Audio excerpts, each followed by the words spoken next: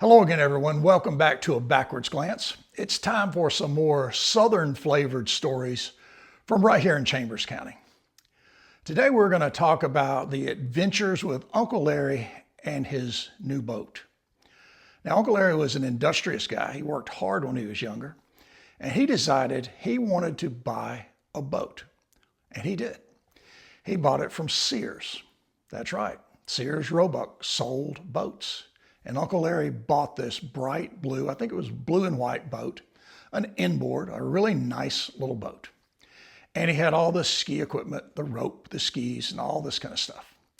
So my cousin Bob couldn't make the trip on this day. So Larry and I and his wife, we headed over to Blue Creek and put the boat in.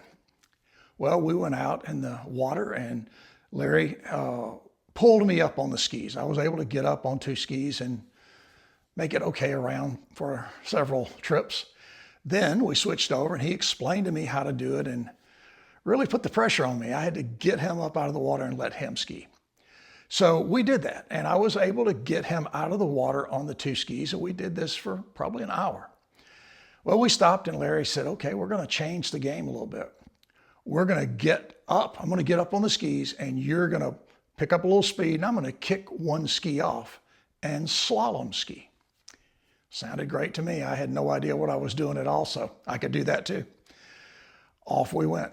Pulled him right up first time. We get going and I'm making really big circles in this kind of wide part of I guess it's the river part of Lake Martin. And Uncle Larry gives me the sign and I pick up a little speed and he kicks a ski off and tucks that foot in behind, and now he is slalom skiing. And I pulled him in very big wide arcs and he would do all sorts of things. He was a really good skier. And we had a great time. And finally, he got a little tired and we decided to take a break. So we cruised into this little beach that was kind of sandy. Now, I have no idea where that was then or is now, but it was a nice, not very wide, maybe 10 yards wide, maybe a little less. Then Larry's wife decided she was tired of riding in the boat, and we had lawn chairs with us. So we put her and the lawn chair out, and she was going to stay on the beach while we went and skied some more and just read for a while. And it wasn't a very wide area. It was probably 10 yards by maybe 8 yards. And that was fine. We were just going to come back and get her when we finished skiing. So we went out and did the same thing, pulled him up, got him going. And he tried to get me on a slalom ski. I couldn't get up being pulled. So he decided I could kick a ski off and do it. And I did that fairly well. I couldn't ski very straight and I would fall if we hit a big wake. And I just wasn't very good at it. And that was fine. I was enjoying it. I was having a big time. So we cruised back around kind of near that beach. And Larry comes up with the idea of the day. And he says, okay, we're going to do a trick ski event here.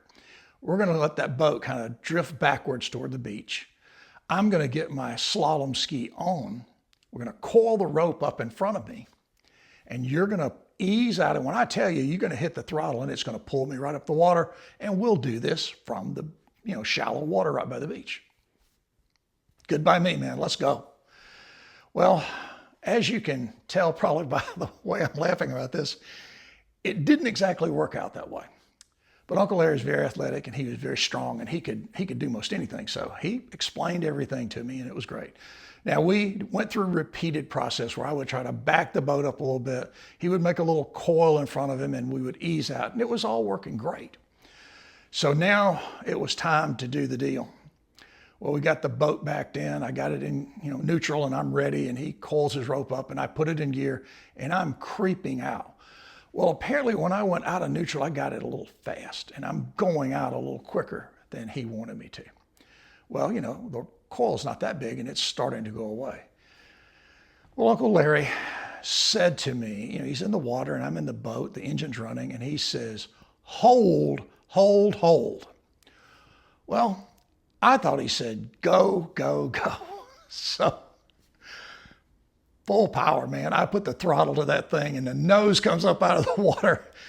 We must have been doing 10, 12 knots probably whenever that rope finally reached Uncle Larry's end there. I just happened to glance back and I'm telling you, he looked like a Polaris missile. That rope jerked him out of the water. Now, he didn't let go. He held on. He was going to make it work. The boat and the rope jerked him out of the water completely, and he just fell back down in the water. And I am pulling him with the boat, no skis. I have no idea why he didn't let go. I just don't get it. But I look back, and all I see is like water rushing over his head. And I know what he's saying. I just can't hear it. So, okay, we decide that's not a good idea. We go back and we try it a couple times. And finally, I got this routine, got the rhythm down. And I got Uncle Larry up out of the shallow water, and away we went, and he's slalom skiing. Do this for a few more minutes, and Larry says, okay. We stop, and I go back to the boat, and he goes, take me back in. I'm going to do one last trick for today. And I'm like, oh man, well, what is this going to be? But I was happy driving the boat. First boat I'd ever driven. I was thrilled to be out there to begin with, especially with him and doing something I'd never done before. So we get the whole scenario set back up, and Larry tells me, you're going to pull me up from the shallow just like the last couple times, and we're going to ski around for a little while. Then you're going to come in really fast, and you're going to whip the boat maybe 20 yards away from the beach. You're going to whip it around, and it's going to throw me toward the beach, and I am going to just slalom right up on the beach, step out of the skis, and I'll be standing there next to his wife. It was the idea. Sounded really good to me. I'm all in, man. Let's go. We get set up once more. This is not going to end well. We get set up once more, and just like magic, boom, up he goes. And we're skiing around, and I guess he kind of thought about it, and he had his idea of where and what. And he got me in the right direction. He's giving me hand signals, and he said, go. Well, I pour the cold slab, baby, and we're going. We're going to the beach, and we are flying. Now, I'm sure he was probably screaming at me to slow down because I'm in a big turn.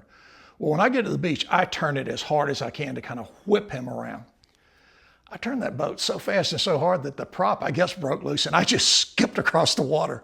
And when it finished bouncing across the water, I was pointed directly at the beach. The rope, he had obviously let go. It was somewhere amongst us. And I see Uncle Larry, and he's moving. He is going to the beach like a rocket. And I guess he is just that stubborn-natured guy. He was like, I'm going to make this work. Well, it didn't work. He had that direct path to the beach. But long before he got to the sandy part, he hit the kind of muddy, mucky mud right by the edge of the water. And that slalom ski just stuck. It didn't move. The last I saw of Uncle Larry, he was going over and over. I mean, head over heels, rolling in the air and on the ground in the air, and disappeared in the bushes behind the area where his wife was sitting. Boy, I am really nervous now. So I ease in, get the boat shut down, and I still don't see him. I'm like, oh God, I have killed Uncle Larry. I don't even know how to get us out of here. So I pull the rope in, get out, swim over, and get to him. And he is now up and around. He is scratched up. He's got some scrapes. He goes out and checks the ski, and I know he is hot. He is hot with me because he hadn't seen a word. Well, finally, he kind of gets over it, and he comes over to me, and he goes, you're never driving my boat again. And I was like, fine. I got no problem with that. It'll be fine if you just don't ever let me do this again. But that was our solo day out on Lake Martin and having fun on skis, slalom, and two skis. The next story I'm going to tell you includes one of my favorite people in the world, Cousin Bob. And by the way, when I used to tell my wife these stories, when she and I were first dating, we were in Chicago, I would tell her, we'd be out on a date somewhere and, having a drink or just having dinner, and I would tell her Cousin Bob and Uncle Larry stories, and she would laugh. I mean, she would just be beside herself. She couldn't believe these stories so funny. And forever, she thought these were like imaginary people. She did not think they were real people, and especially real relatives. And when she initially met Bob and Larry, she was just amazed. But at the end of the night, at the end of the conversations we're driving home, she goes, I know why all those stories are absolutely true after meeting these two guys. But anyway, we're over again on the Backwater, same boat. And we ski for a little while, and Bob can do anything. Bob can ski. He can ski backwards. He can ski sideways. He can do any of this stuff. And I go out and flail away, and I get tired and get in the boat. And Larry says, okay, Let's ease on down to Chimney Rock and you guys can jump off of it. I didn't know what Chimney Rock was. I'm like, okay by me. And Bob had done this. He understood the deal. We pull up to this place. And if you know Chimney Rock, it's this sheer rock wall coming out of the water. It just goes straight up. And it's got these little points to it, like a little level and then a narrower, higher level. Well, we're sitting there and I say to Uncle Larry, are you going to jump off? Larry says, I've jumped off this thing tons of time. I don't need to jump anymore. You guys go, have fun. I'll just sit here in the boat and watch you. So he's backed off a good ways. Well, of course, I'm with the daredevil of the earth and Bob White. Bob is in front of me, almost running up this little goat trail that you had to crawl hand over hand, pulling on rocks and little trees, getting yourself up. And I'm scared to death of heights. I just do not do well with heights. Well, Bob is gone. He's way ahead of me. And I finally reached this little, I guess it's the midpoint. Maybe it's a little more, a little less. I don't know, but a middle point. And Bob, he's at the top. And he's standing there and he is telling me, come on up. And I'm like, no, I'm done. I'm not going any further. If I could figure out a way to crawl back down, I would do that. But obviously I can't. I'm jumping from here. And he gives in. He goes, okay, go ahead and jump and I'll go next. So I jumped off that mid-tier, whatever it was, at Chimney Rock. And it seemed like a 3 or 4 count in the air. And I'm holding on. I'm all drawn up. And I can remember absolutely what it was like.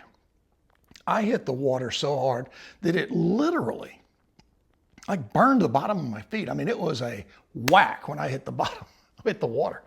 Down I go. And I can remember thinking, am I ever going to get back up and get some air? Finally, I break out and I swim over to the boat and I'm looking at Larry and I'm like, why did you tell us to do this? That's crazy. I'm never doing that again. So he helps me get in the boat and he looks at me and he goes, I never jumped off that thing either. You guys crazy. So he tricked us into jumping off. Okay, so here we go now. And Bob is standing on the top yelling at us. We're talking. He's wanting us to watch. This is a true story. I don't think Bob White has ever jumped off of anything he climbed that had water around it, whether it's a bridge or a tree or some sort of rope swing out in the water. He's going to dive. Well, Bob comes off Chimney Rock, and I'm telling you, I guess we had drifted in a little bit. I see him coming down, and I'm looking almost straight up, and here comes this human missile. He hits maybe 5 yards in front of the boat, and when he goes in, head down in a perfect form dive, it's literally like the sound of a bullet. It's just this, and he is down, water bubbles up, and he's down, and he's down, and he's down. Finally, he pops up over beside the boat and says, oh, that was great. Let's do it again. I looked at Larry and then I looked at him and I go, you do it as much as you want. I am done with Chimney Rock. Never, ever again. That's my 2 favorite people when I was a kid growing up. Between the 2 of them, we would basically try to do anything. And Larry was a very creative guy. Now, down the road, I'm going to tell you a couple of other stories. I'm going to tell you some things that we did that are honest and true, and give you a little hint about what they are. We decided to make a bulldozer, a scraper blade, out of a door on the front of his Camaro, his Corvair. We made that work by me lying on the hood, tucking my feet into the hood and the windshield, holding onto it. Yeah, it worked that well. We made a parachute out of dry cleaner bags for my cousin Bob to jump off my Aunt Gail's 2nd-story deck. That ended really badly. And then we made a parachute for his wonderful Italian motor scooter. It was a Lambretta, gears on the throttle handle. And that one worked, but I'll have to tell you that story later on. We're running out of time here. I hope you enjoyed today's story, and I hope you'll come back and listen to some more adventures with Cousin Bob and Uncle Larry in the future. Until then, take care. We'll see you soon. Bye-bye.